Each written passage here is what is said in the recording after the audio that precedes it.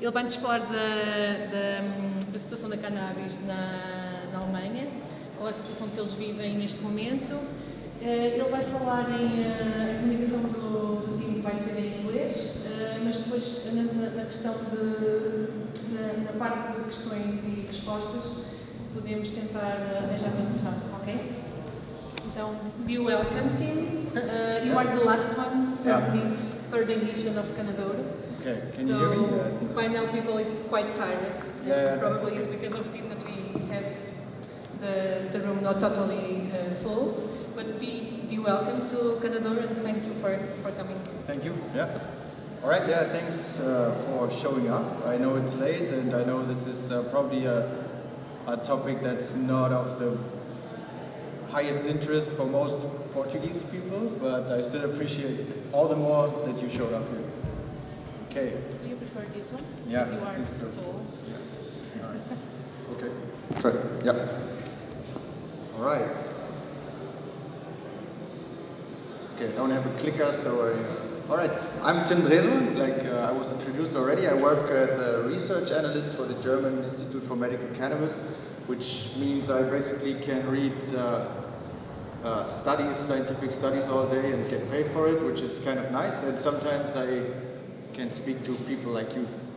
And I already saw the last talk, and I didn't understand much, but I see a lot of passion for the topic, and I like that. So that's, although I don't understand the language, I do understand the passion. And, that's a nice thing to see. Whenever you have something to ask, note down my email or ask me later. But if you don't want that, also note down my email. It might take me a couple of days to respond, but I will respond eventually. Okay, little schedule here, like some basics, legal background, reimbursement, etc. I don't know how familiar you are with the German insurance system. Probably not that much, but I'm going to explain the basics of it. Then cannabis therapy in Germany, like what's actually happening, what are people getting, directions and perspectives, also some caveats, some things that need improvement. So if there's a regulator here, for example, you can look at those and maybe reflect on these, how to make it better. And mandatory observational study, I'm going to tell you a bit what that is and what that means later.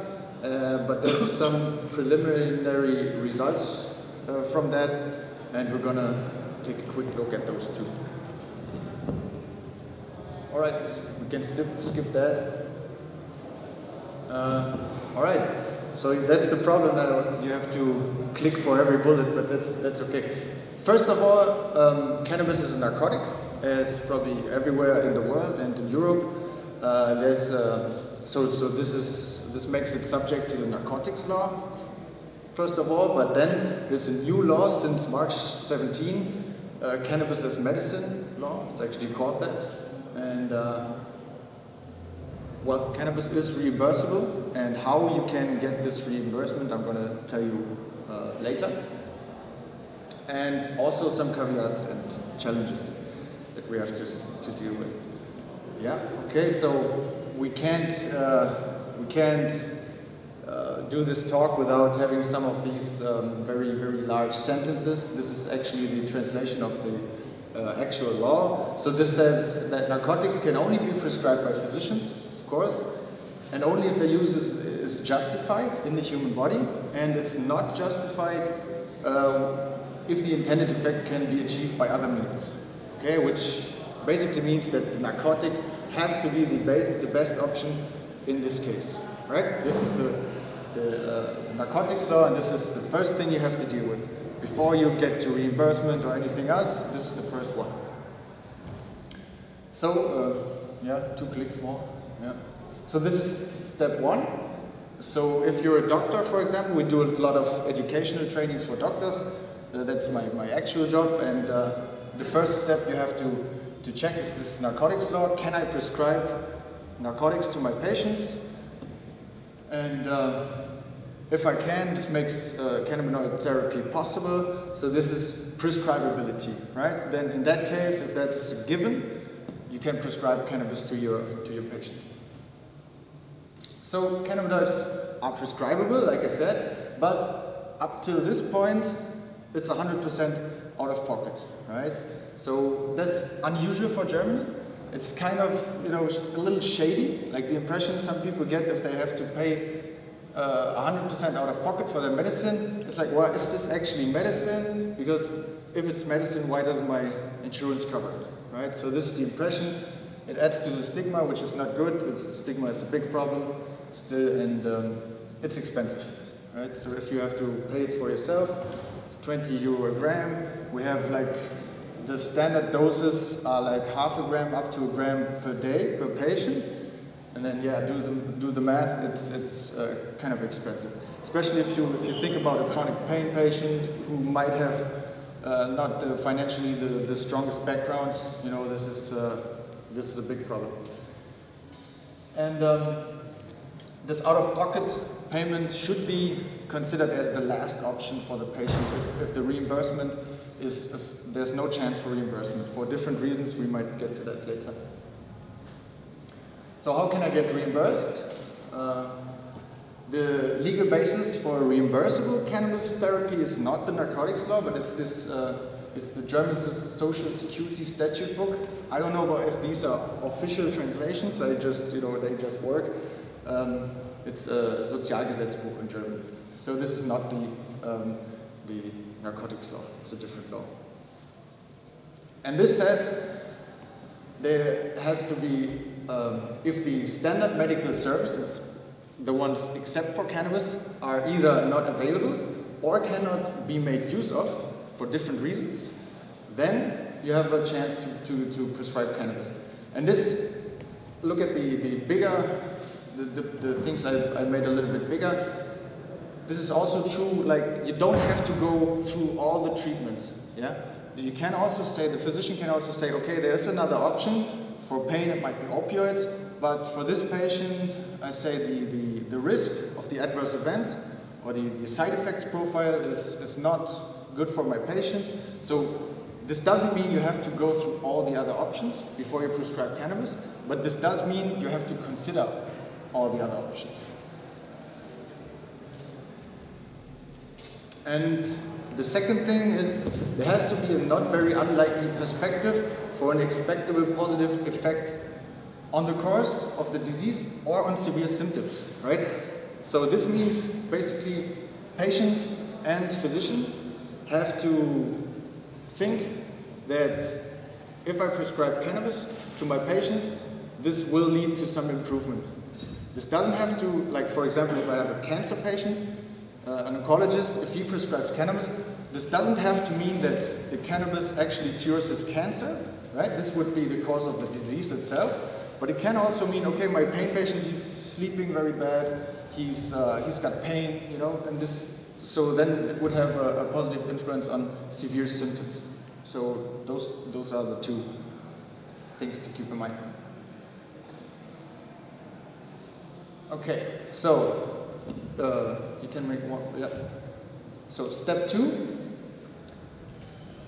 is reimbursability, and then you have to fulfill those 3 criteria. This is kind of a summary of all these complicated paragraphs. First of all, you have to have a severe illness. Your patient has to have a severe illness, and I put the question mark there because there's different definitions. There's different approaches to defining what's a severe illness, right? There might be the time course, it might be an extremely long chronic illness, but then what about palliative patients, right? You can't wait for a palliative patient to be in treatment for over a year because he might be dead by that time, right? So this doesn't really fit. And then there's other ways to define a severe illness. Some of them make more sense than others, but it's a kind of a loose definition. And then, like I said, no further conventional options are available or bearable, right? So again, it doesn't have to mean you have to go through all the other medications. And the third thing is that both patient and physician expect a positive effect of the cannabinoid therapy on the course of disease or symptoms. And if this is a given, you can, technically, you reach reimbursability. If technically all this is answered in a good way, then you have a good chance of getting a reimbursement. So reimbursability is not the same as prescribability. Two different laws apply for each, and this is the prescription basis for all cannabinoid medicines that contain over 0.2% THC. And for the indications, we have some quite well-established indications like painful spasticity, the chemotherapy-induced nausea and vomiting. These are all pretty well-established indications, as well as chronic pain, for example. But other than that doesn't mean the physician is limited to those, right? There's like, whenever the patient and the physician expect a good impact on the course of disease or symptoms, technically you can get a prescription. So, yeah, I did this to let it sink in, right? Get some terpenes to clear your head, let all this sink in, and then if you're still interested and want reimbursement, well, if not, you're done, right? You have an illness where the doctor says, okay, I think you're eligible for cannabis therapy. He can give you a prescription. If you're willing to pay it out of pocket, no problem, you're fine. If you want reimbursement, you need to apply for that, right? And we're gonna see how the process looks. Okay. First of all, you need all the relevant documents, letters, reports from doctors and whatnot. The application is technically filed by the patient itself, so the patient has to take care of collecting all these data. You know, I don't know if you, for example, applied for a loan, or even if you're looking for a room somewhere, the landlord will ask all kinds of papers. In Germany, at least, we love paperwork. So. But this is a whole different level, yeah? You need folders of paperwork. And positive statements from your treating physician, and a detailed overview of the patient history, right? And this includes all kinds of relevant documents. So then you need to have a nice little table where all the past treatments are listed that are reimbursed, that have been already reimbursed by the insurance company, and then if it makes sense, already it's really good to have a patient diary. I don't know how the process in Portugal is going to be, if there's ever going to be something like that, but if so, I think I can already tell you now that if you're a pain patient and you ever want to apply for medical cannabis for your pain, make a pain diary. I know probably nobody will do it, but if you apply for reimbursement and you have a pain diary over the last 6 months, where you can say, okay, this is my pain intensity today, this is what I tried, it didn't work, this is what I tried next, it did work, but I had huge side effects. If you can show that on paper, this is going to be very valuable. In Germany, it is really valuable. Plus, of course, you have a kind of a recommendation letter by your physician, as well as a short personal statement. This is done by the patient.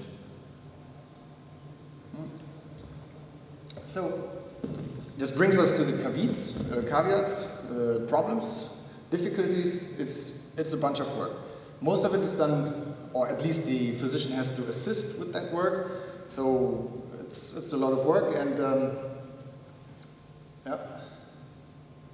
it's almost unpaid work for the physician, right? They have standard fees that they can bill you, or that they can get reimbursed by the insurance company, but only if the application is fine, if you get the reimbursement, and it's really a lot of work, and it's a high risk of failure. So almost all the applications are investigated by the Medical Services of the Health Funds, MDK. That's an organization that all the insurance companies can send their applications to, and they will check them really thoroughly.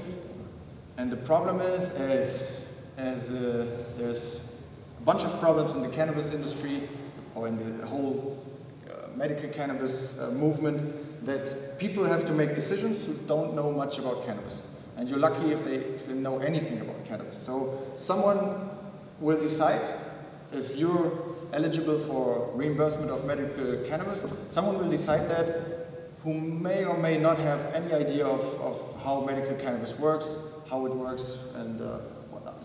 So, but still we have, I think it's not too bad, like we only have this for not even 3 years, and 60% of these applications were positive, so 60% were actually reimbursed. And a lot of the ones that were not positive, they failed because there were paperwork missing, the application was not well written, it was too short, there was no documentation, insufficient, right? So this is where we step in also as the German Institute. We train doctors how to file a good application that increases the chance of reimbursement for the patient. And well, again, this is not trivial. For the doctor sees this and he says, okay, I have like 2-3 minutes within my whole day at the practice, so how am I going to do this additional paperwork? And like, I'm not even getting any money for it. So that's another thing that we try to do, is to streamline that process, to make it as simple as possible for the doctor. And on top of that, you see the last point here, you have to participate in an accompanying online research. This is the mandatory observational study I told you. It's all anonymous, so to be honest, I don't know how anyone could prove that you didn't take part in this observational study, because if the doctor's dates are anonymous and the patient's date are anonymous, for me there's no way to trace it, but still, technically you have to do it. So you filed in your application, you get reimbursement, what's next? So switching gears to what's possible. Different kinds of cannabinoid therapy are offered in Germany. That's cannabis flowers, I don't know.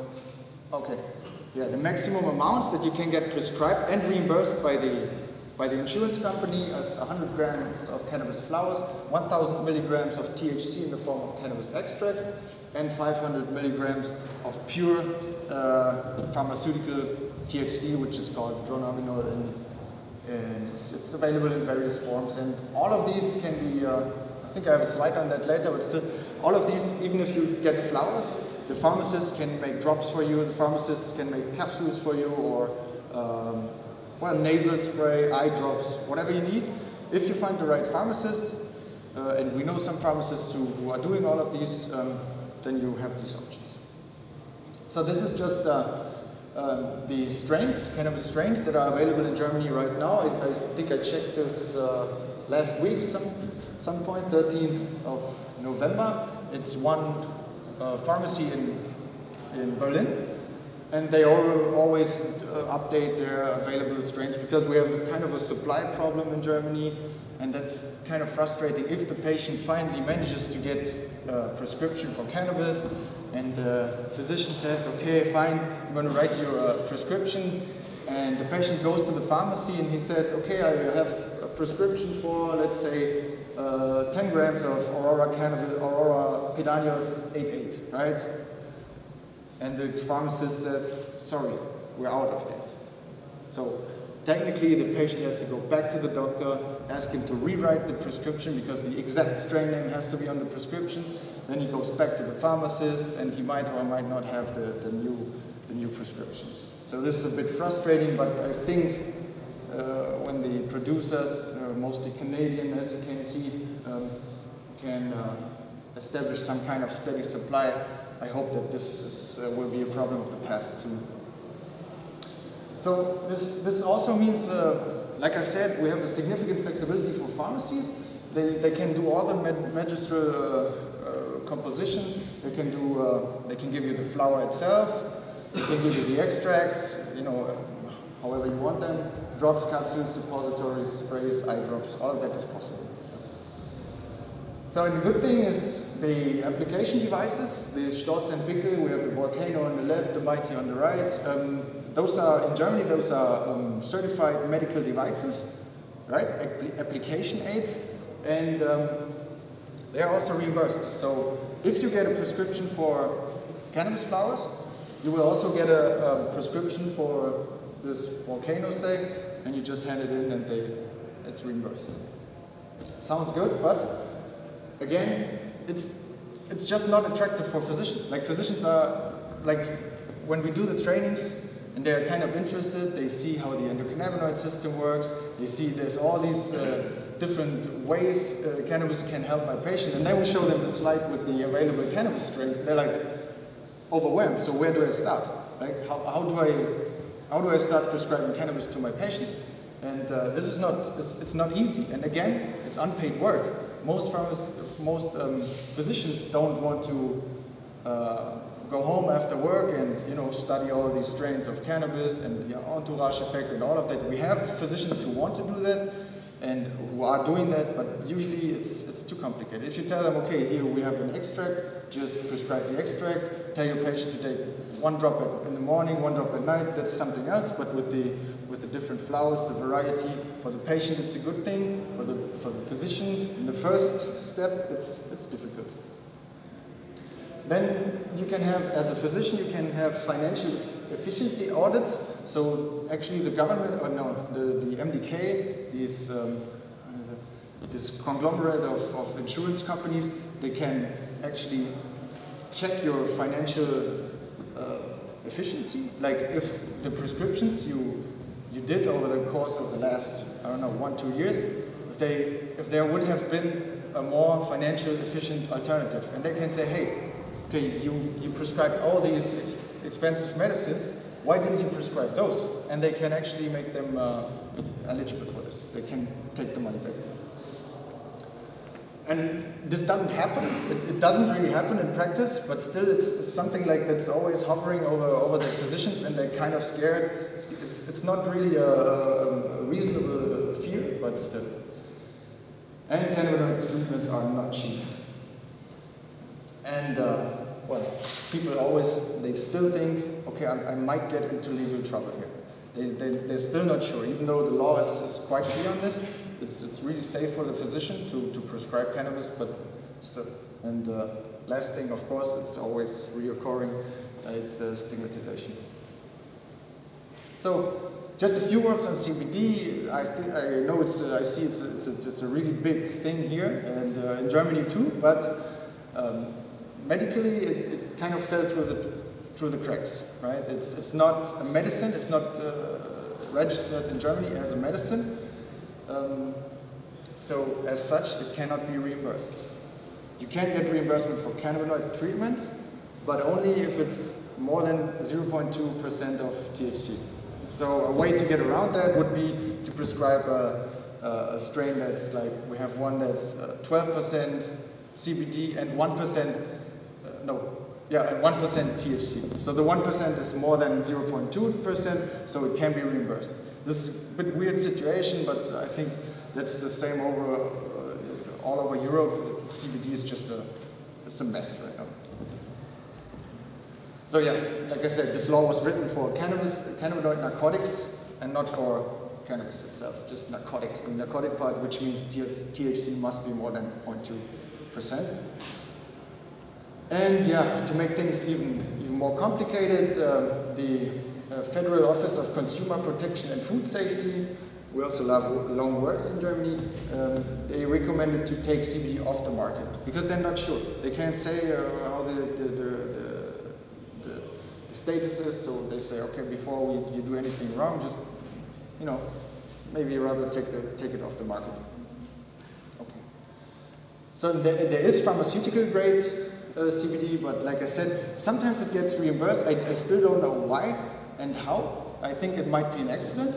It might have slipped through somehow. But if you want to buy CBD pharmaceutical grade in the pharmacy, just to make sure, because you never know what you get off the internet, right? And then it's even more expensive. It's 4 times more expensive, and it's mono extract. There's no synergies at all. So a few words on what we might need. We need safety, reliability, and clarity for physicians, so they are actually self-confident enough to start treating their patients who might benefit from cannabis, that they actually start treating them with cannabis. And they need support and not stigmatization and suspicions. And well, patients need all of that too, right? For the patients, it's the same thing. They need to be reassured that it's not you know, a bad thing to ask for cannabis therapy, right? And if you prescribe to an elderly patient, they might be, okay, I know, I kind of feel like it helps me, but people look at me funny, or I think like, you know, I always learned that it's a drug and you shouldn't do it, and you know, this is it's under construction.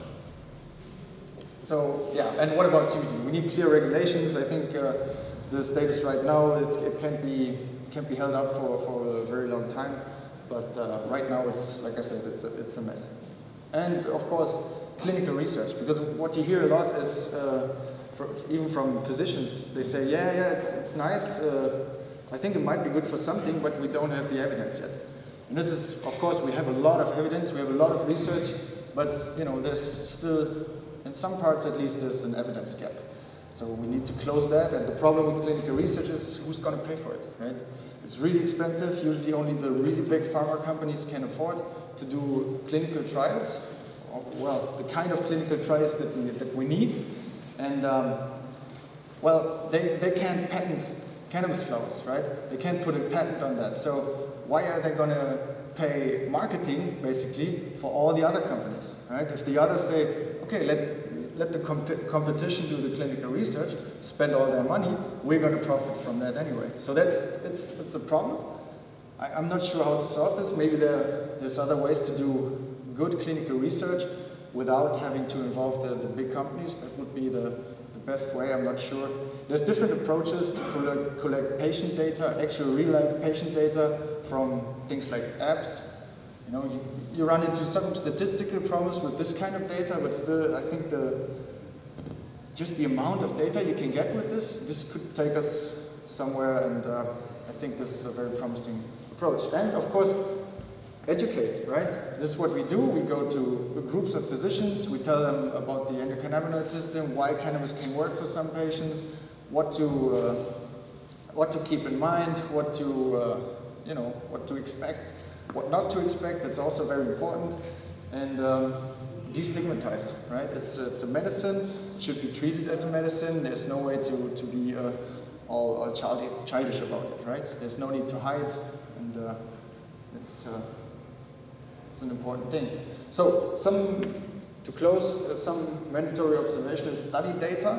Like I said, this was when they said, the German government said, okay, let's give patients an access to medical cannabis, but while we're doing it, let's close the evidence gap, right? Let's collect some data. Let's make all of them give us the data so we can see after 5 years, I think, we can see if it actually helped the patients or not, right? So this is what they found. First of all, the treated symptoms, right? This is one good parameter, I think. It's probably what you might expect. It's the biggest share by far is for chronic pain or pain in general, right? I think you can just do all of them, yeah. Spasticity, anorexia, wasting, vomiting, depression, right? But yeah, one more thing, pain. Pain is it's almost, it's 2/3. It's more than 2/3, right? So this is overwhelming. It's kind of what we expected, but it's even more extreme than I suspected personally. I did expect pain to be to have the largest share, but not with that, not by that margin. So the share of patients by sex and age, you can see it's not like, okay, the 18-year-old college kid has, thinks about, okay, how can I get legal cannabis? Okay, I just tell the doctor I have ADHD or something. This is, it might also be the case sometimes, but this is not reflected in the data. If you look at that, like the biggest share is 50 to 59 years old. And we have one more. Yeah, and the share of male and female patients was basically the same. So this is not a political statement, by the way. Administration forms, we can see that, well, Nabilon, it's a synthetic cannabinoid, is sometimes used in oncology patients, but like really exotic. I talked to a couple of pharmacists and they did prescribe it once, but it's really the exception of the exceptions. And then the biggest share is actually dronabinol, which I think is something to work on, because I think it's not the best option for cannabis patients. You have no synergies, you have no entourage effect, you have only THC. It's very hard to dose. I think you all know the difficulties with that.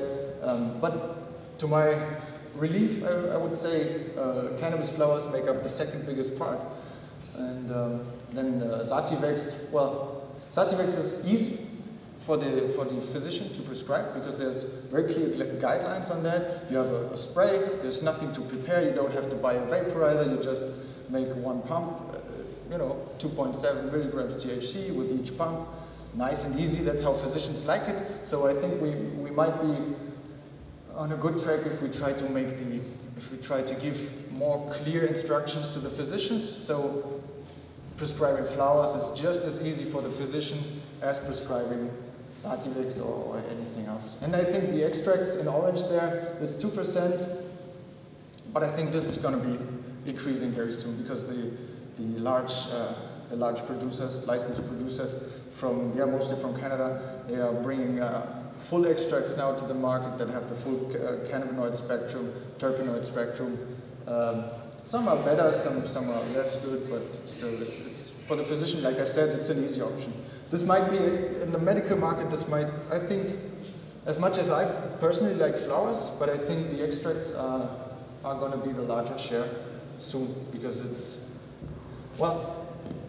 a philosophical question if you prefer oral, or it's not really philosophical, it depends. Sometimes oral administration makes way more sense than inhalation.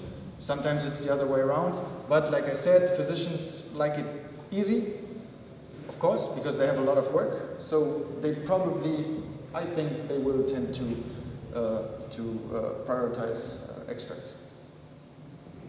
Adverse effects, nothing that you wouldn't expect. Drowsiness, dizziness, nausea, somnolence, attention deficit. I mean, these are not huge numbers, right? It's 60% for drowsiness, but I mean, like, drowsiness can have many forms, and most of those forms are not severe. And as you know, side effects from cannabis are usually transient too. So if you're drowsy, you just take a nap, you wake up, you're fine again. So it's not a big thing. Yeah, that's it from me. Thank you a lot, and I'm open for questions.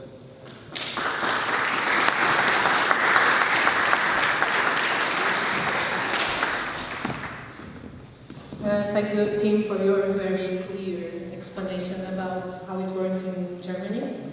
E agora é tempo para algumas questões do público. Se puderem fazê-las em inglês, ok? Senão eu posso traduzir. Alguém tem uma questão para o Tim? Hi. You mentioned previously that a patient in Germany can go to a pharmacy and ask for an Aurora 88, and Aurora 88, and if it is out of stock, he needs to go back to the physician and get a new medical. But the point is there any undersupply in Germany in terms of the medical side, or what is happening? Because those big companies like Aurora and Cannadouro, they are all producing in Europe, right? If I'm correct. Yeah, they are starting to produce in Europe, but so far most or some of the facilities are not online, and the supply is not steady yet. Plus, there's all the products have a shelf life. You can't keep them forever. So, and some are ordered like quite regularly. Some are only, for example, the CBD strains. They are not prescribed that much. So if you have a pharmacy, you will think twice or even 3 times if you put a large amount of that in your safe, because it takes up a lot of place, and it might expire before you hand it out to a patient. So, but there's pharmacies that specialize in cannabis, and I think this, it's a new system, and with every new system you have problems. I think a lot of that is gonna be dealt with in the course of the future. But at the moment, yeah, you hear all those crazy production numbers from the large suppliers, and then on the other hand, the patients come back and they don't get their cannabis, right? That's a weird situation right now, but I hope it's just a transition because it's a new system. Yeah. Because, for example, I've been reading that they have to be sold, the medical treatments, the cannabis, under the EU GMP facilities. Oh, that's import. Okay. If you want to import, of course, but also the German facilities, they have to all be compliant with the GMP. Yeah. Okay. In the production here. In the production, in the cultivation, in Canada, and wherever this comes from, it has to be a GACP production, GACP certified, and then all the process has to be GMP. And today I learned there's even GDP. That's good distribution practices. So GXP, all this has to be compliant. All the producers have to be compliant with these GXP frameworks, and then you can sell it.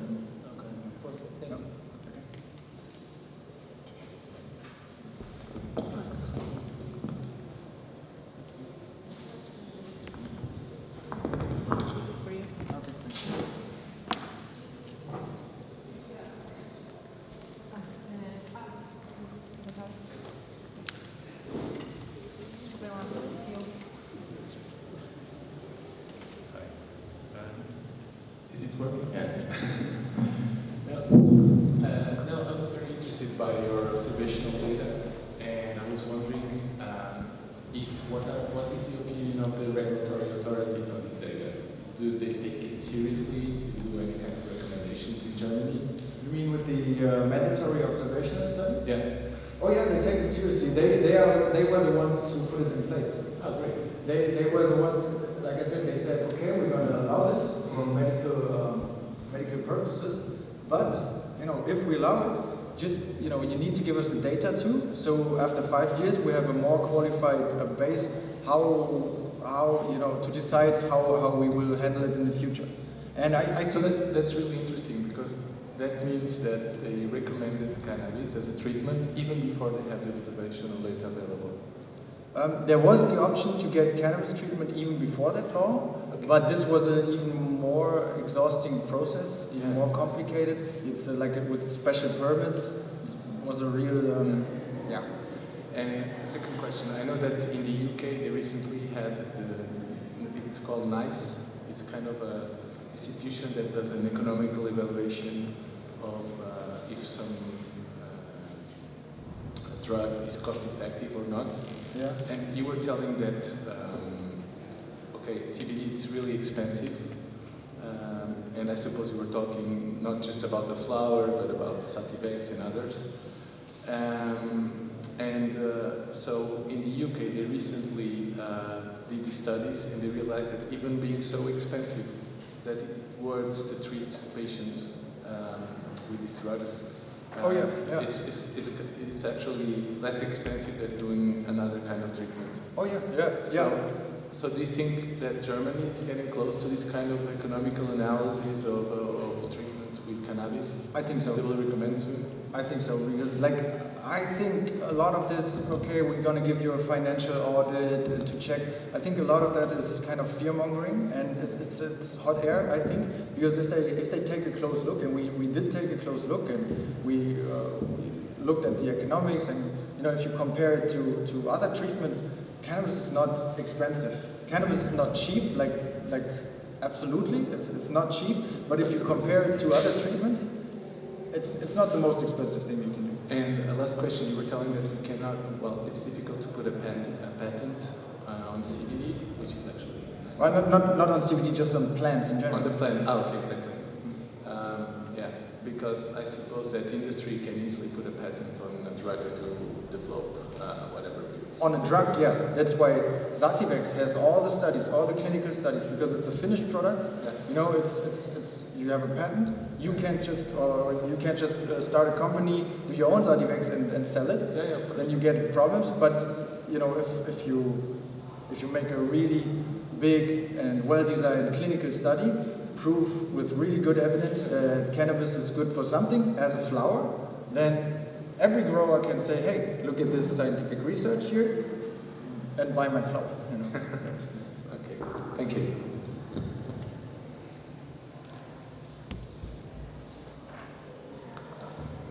So one thing is for me to understand first on this thing, the circle that you showed, there was, I think 21% is sold as a flower. So does it mean the flowers is always for smoking? Or is there different ways of how to use flowers? Yeah. How do people use flowers? How do what? Well, how do people medically use those flowers? What are the different ways available? Oh, okay. The first and simplest one would be vaporization. We never, to be honest, if the patient gets a flower in the pharmacy, well, he can do whatever he wants with it, right? But there can be no recommendation for smoking it, because smoking is simply bad for your lungs, right? But as I said, the Stotz and Bicke, the vaporizers, they are licensed as medical devices, so that's the recommendation for pure, if you want to just consume flowers, inhale it via vaporization. But you can also say to your pharmacist, if you say, okay, I know there's readily available extracts, but I need this certain strain that I have really good experience with, but I don't want to smoke it and I don't want to inhale it in any way. Please, can you do some oily solution for me? And he can do that. And he can do drops. No, drops is oil. Basically, he can make an ethanolic extraction. He can make capsules. He can make nasal spray. He can make suppositories.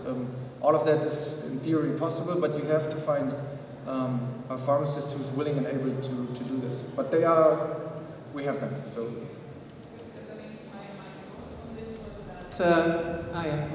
My thoughts was that probably if it's anyhow related with smoking, that there is a stigmatization. It's much more harder to break through than. But yeah, okay, I didn't actually know that you just use this like this in the vaporizer. Yeah, but even with vaporization, we have not only in Germany, but also I get feedback from Spain and other jurisdictions where regulators say, okay, but vaporizing is not different from smoking, and we're like, okay, it's by definition different from smoking, right? It's not smoke, it's vapor. It's two different things. But regulators, like I said, are not always experts, and then you have the vaping crisis in the US going on, and people don't get the difference. They think, oh, vaporizing, okay, I know what vaporizing is, it's those cartridges, but it's not. That's just one form of vaporization, and it's not the one we're talking about. We're talking about the vaporization of dry flower material. That's the one we recommend, and there might be a point where you can get certified, quality checked, controlled like vaping cartridges, but right now we don't have them. So, yeah. Okay, thank you. Yep.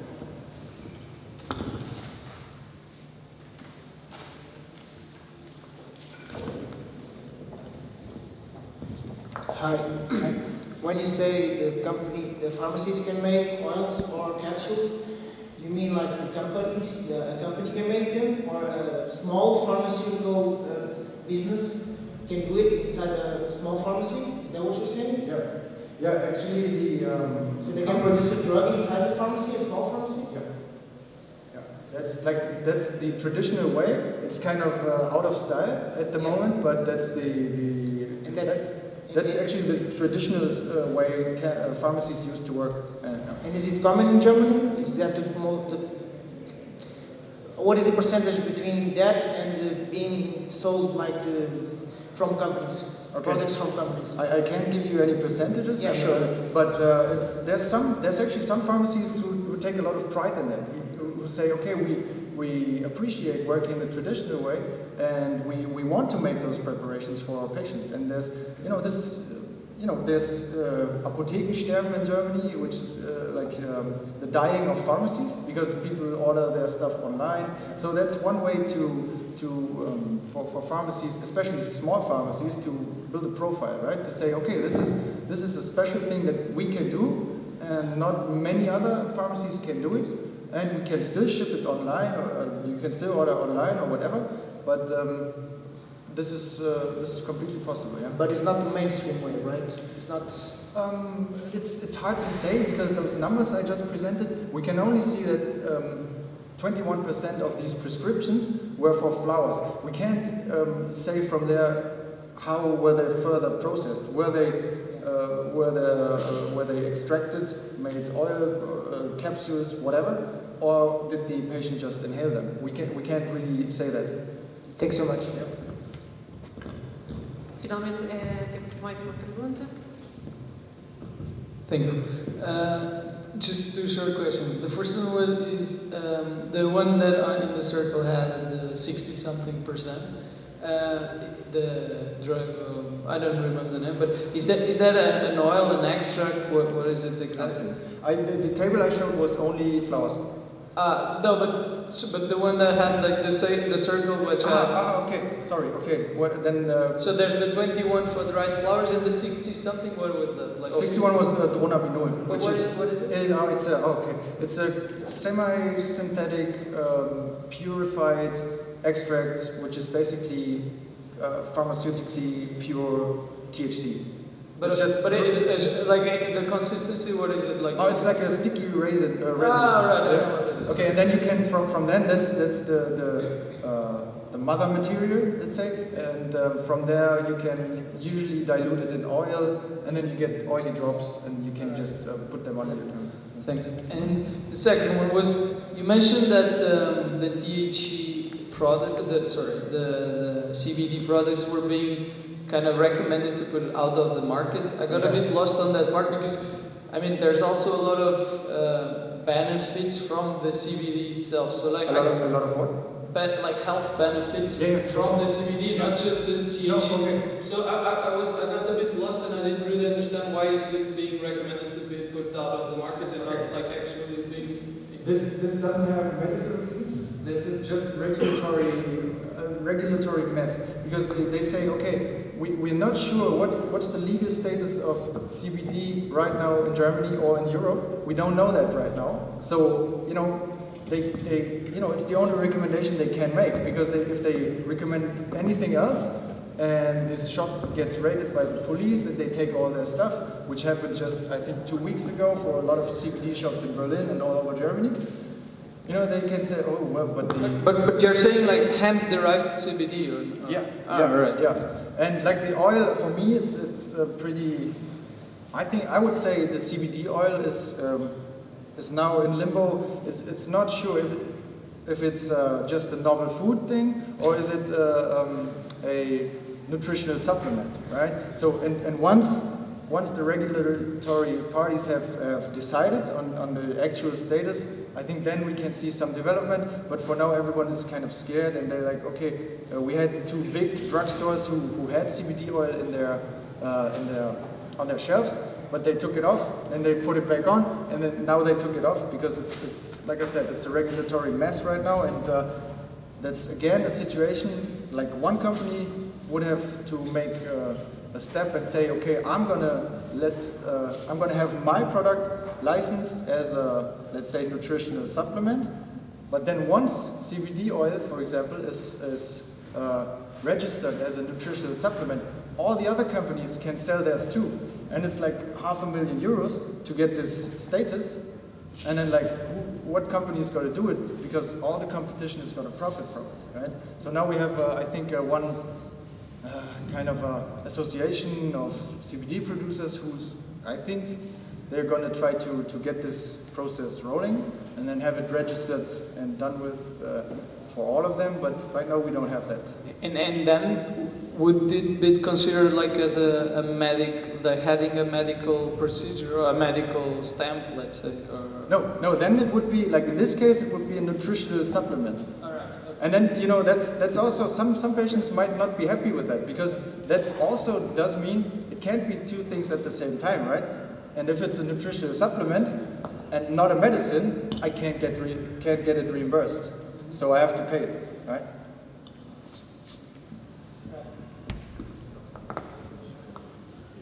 Bem, tempo para mais uma pergunta. Alguém tem uma pergunta? Então eu vou passar.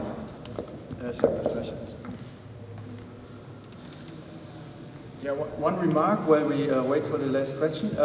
We have a booth right there with the associations, and if you like, we have information material for the Portuguese market right now. We have translated it in Portuguese, and if you just sign up at our booth, we can send you some information material. We have a nice little brochure that is pretty good. Yeah. It's being fitted for the Portuguese market.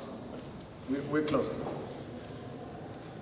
Okay, my last question, my question is about the seizures. Like you said, where the study has shown that it helped, and it was 60-something% for pain and only 1% for seizures, and quite a lot of things, just 1%, which surprised me because I always thought like, oh yeah, this medicine is really revolutionary, because you read sometimes this article where like these hopeless cases, and then suddenly that person, and I wonder what the studies worldwide say. Is there other studies in the US or wherever that have much higher numbers, or is it just like a lot of myth that's going on about it? Yeah, so these numbers don't indicate efficacy in any way, right? These numbers are just the numbers of prescriptions that were made. This doesn't indicate, okay, this worked better here or worked better there. It's just that, but to question, I thought it's the number of the percentage is when it was efficient, like when it helped again. No, this is just when the application for reimbursement was successful. Yeah. Okay. Thank you. But to give you a really short answer to your question, yes, in some forms of epilepsy, for example, cannabis has proven to be really effective. Yeah. But that's one thing. Like cannabis, we use this word, say cannabis, right? That's a big problem. Like cannabis is not one thing, right? It can be lots of different things. Even if you're only talking about flowers that you inhale, it can be like many hundred cultivars or chemovars, and they can all have different properties, right? Some might help with epilepsy, some might not, you know. So this is another thing that complicates the whole thing further for physicians. But is there then some numbers in Germany that not just show what it's been prescribed for, but also when it worked, like some records? Yeah, that would be clinical data, and we have some of that for some symptoms, but we need more of that. But if you, like I said, write down my email address.